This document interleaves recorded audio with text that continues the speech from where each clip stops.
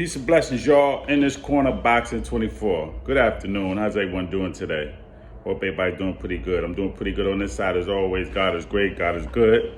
And I definitely can't complain. So, Tank Davis, KO, 8th round. Frank Martin, the Ghost. And you know what? For the first half of the fight, for the first 5-6 rounds, he was the Ghost. He had Tank missing a lot. He was on the ropes. He even had Tank missing, trying to catch him on the ropes. He would duck and slide out. But in the middle of the ring, man, he was the Ghost, man. He was doing really good. He was using the jab. He was boxing. He was moving. He was punch. He was hitting him with the left, going to the body, circling. He was doing a lot of good things. Better than anybody else, boxing-wise, besides Leo Santa Cruz, who I think gave him the best fight. But of course, he moved up in weight to fight Tank, and they knew he didn't have the power to contend with him. So, Tank walked him down and caught him in the corner on the ropes, just like he caught Frank Martin last night on the rope, which is the worst place to be if you're fighting a puncher and someone who has a high IQ, who studies you, who's patient, who waits for you like Tank Davis, right? So it ain't no excuse about why he lost, but we got to deal with the facts.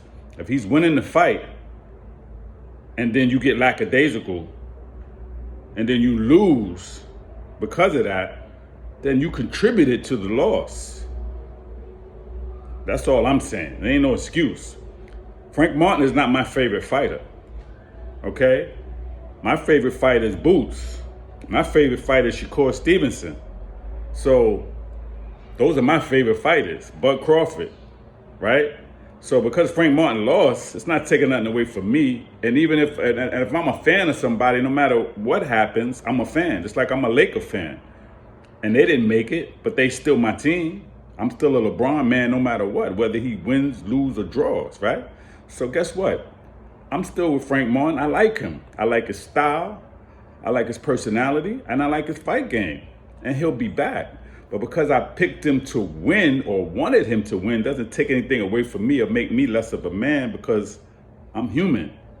And I've made many fight predictions that didn't come out, or that came out the way I said it would go. So if I lose here or there, it's okay. I can do that. Because I've made fight predictions where professionals said something was going to happen and it didn't go that way. James Toney, Roy Jones, different people. They was going with this fighter just like Bud Crawford and Spence. Mostly everybody went with Spence to win that fight. It was only a handful.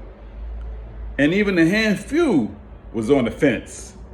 They wanted to wait till the last minute. They wanted to wait till the weigh-in. They wanted to wait for this, wanted to wait for that. And I was totally all the time, even before they even made the fight official, saying Bud was going to beat him easy.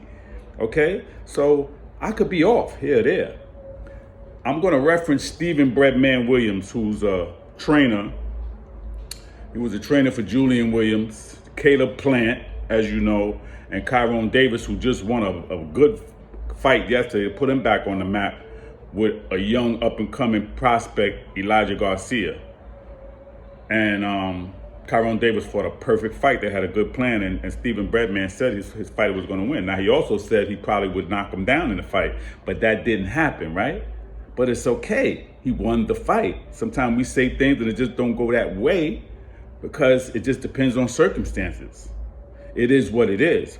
But I remember him writing, looking at a few of his articles, because he writes an article every week on Boxing Scene where he talks about different fighters, different fights.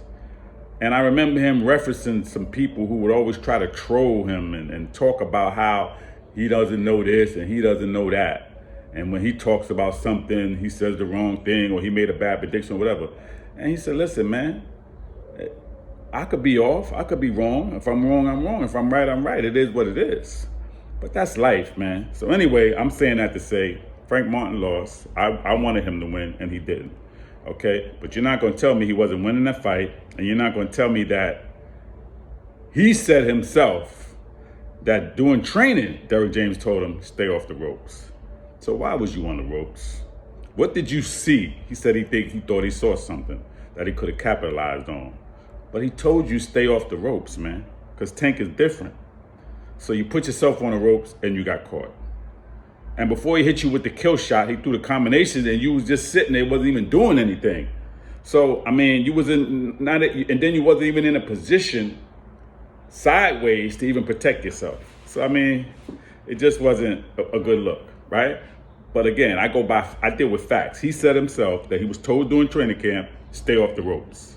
And he didn't do that. So he got caught and he paid for it. That's not taking nothing away from Tank. All I'm saying is he played a part in losing the fight because he wasn't disciplined. Errol Spence told him, you got to be on point for 12 rounds, the whole fight. You can't fall asleep. He said he fell asleep in that moment. You cannot fall asleep, and that's what he did. You got to have full attention when you're fighting Tank. Boxing in general, but definitely somebody like Tank that is smart and patient like that, and he's a stalker. He wants to just get you out of there. Because you could see that Tank was just like, he was getting frustrated at points in the fight when he was getting hit. Just like with Leo Santa Cruz, when he's getting outboxed like that, he gets frustrated. He start pushing and getting rough and all that kind of stuff. So you could tell he was just looking for that one shot, that kill shot. And Frank Martin gave it to him. That's all I'm saying, right? So we move on. Frank Martin got to get it together. Maybe he got to go up to 140. I don't know if 135 is good for him. You know, he got a lot of muscle on him. I think 140 is better. And I think he'll be much better at 140. Tank, he said he got his hit list. Let's see what happens. You know, I told you who my favorite fighters is. Boots, Shakur, and Bud Crawford. I know they want to save Shakur for last. And that's the fighter that I know will definitely beat Shakur, in my humble opinion. That's the one that got the boxing ability. That's the one that has the defense. That's the one that got the footwork, the movement, and everything to offset what Tank can do. He has it all. He's not going to get caught like a daisical on no rope and no corner and all that. It's just not going to happen. And if he is for a moment, he knows how to get up out of that, right? So, and he's going to be punching too, okay? And he can punch, and he can box. So it's a difference. Teofimo Lopez is another one that I think gives Tank a hard fight. Only thing with him is he don't know how to cut the ring off, and Tank might be able to slip out on him and catch him, but he definitely gives Tank a good fight. I mean, Lomachenko, they didn't want to fight Lomachenko a few years ago, but now they want to fight him at 37 because he's on the way out. Okay, whatever.